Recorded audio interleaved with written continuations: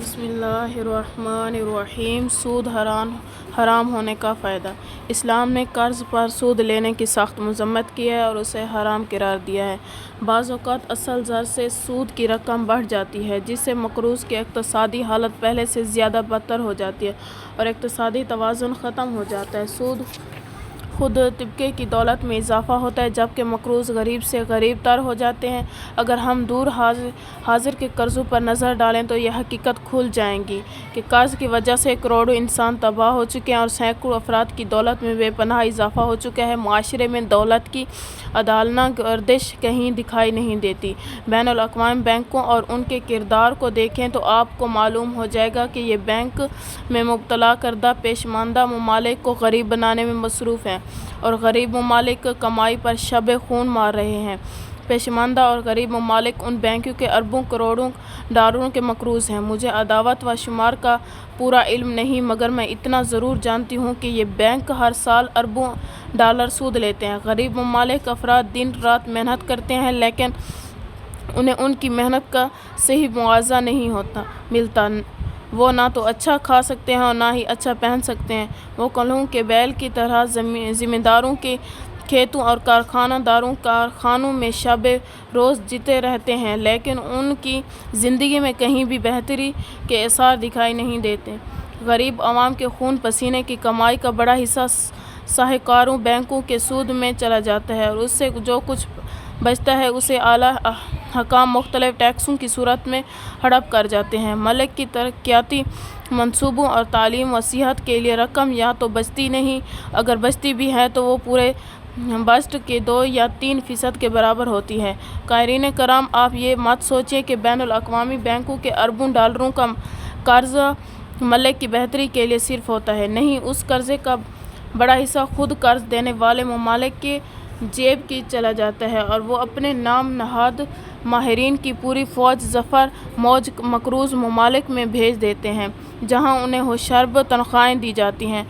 آپ اس صورتحال کو یوں سمجھیں کہ افغانستان میں ایک ماہر زراعت کو ایک مہینے میں 1000 روپے تنخواہ ملتی ہے، تو اسی پائے کے ایک جرمن ماہر زراعت کو ایک ماہ میں 60,000 روپے تنخواہ دی جاتی ہے اور یہ تنخواہ پہلے سے کنفیڈریشن طے کر دیتا ہے۔ میں نے ایک مرتبہ سعودی عرب کے دارالحکومت ریاض میں یہ بات کہی تو افغانستان کے صدر جناب کرزائی نے اسے لا علمی کا اظہار کیا، لیکن وہاں پر موجود وزیر خارجہ اور دیگر حکام نے میری تائید کی۔ قرضوں کی داستان انتہائی دل خراش ہے۔ بین الاقوامی بینکوں اور کنفیڈریشن نے چھوٹے ممالک کی اقتصادی حالت تباہ کر دی ہے۔ اس سودی کاروبار کا یہ نتیجہ نکلا ہے کہ اس وقت دنیا کا سرمایہ صرف چند ہاتھوں میں محدود ہو کر رہ گیا اور دنیا کی 90% آبادی غریب سے غریب تر ہوتی جا رہی ہے۔ اقتصادی توازن بگڑ چکا ہے۔ اس سے بے انصافی کی وجہ سے دنیا کا امن خطرے میں پڑ گیا ہے۔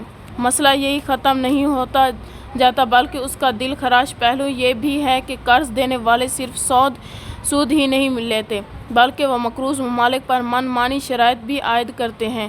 ملازمین کی تنخواہیں، بجلی، گیس، نرخیس اور ریلوے کے کرائے تک وہی طے کرتے ہیں اور اس کے ساتھ ساتھ اپنی سیاسی شرائط بھی منواتے ہیں، جس سے مقروض ممالک کی آزادی، خود مختاری اور دینی و اخلاقی پائچہ اطفال بن کر رہ جاتے ہیں۔ قرض دینے والے ممالک مقروض ممالک کی داخلی امور میں مداخلت کرنا اپنا حق جانتے ہیں۔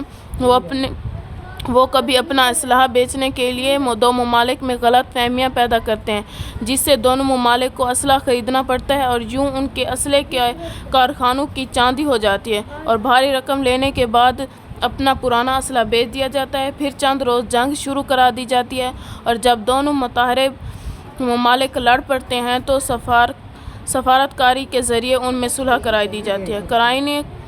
قارئین کرام، اس سے آپ کو استعماری قوتوں کی شیطنت و کمزوری، ممالک کی حماقت بخوبی اندازہ ہو سکتا ہے۔ عصر حاضر تمدن نے، جو کہ دین سے بہت دور ہے، دنیا کو جہنم بنا دیا اور یہ سلسلہ ہنوز جاری ہے۔ انسانیت کا مستقبل اس سے بھی زیادہ تاریک ہونے کے امکانات ہیں۔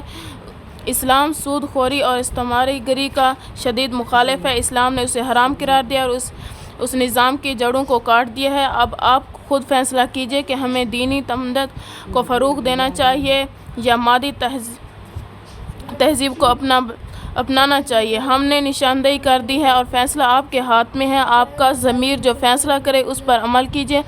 میں اگرچہ کوئی ماہر اقتصادیات نہیں ہوں، لیکن ایک مسلمان ہونے کے ناطے میرا یہ فرض ہے کہ میں مسلمان ممالک کو سود کے خطرات سے آگاہ کروں۔ اس لیے میں نے اس موضوع پر یہ چند سطریں لکھی ہیں اور یہ فیصلہ حکومت اور پارلیمنٹ نے کرنا ہے، کیا چیز ملک کے لیے مفید ہے، کیا چیز نقصان دہ ہے۔ اللہم صلی علی محمد و آل محمد۔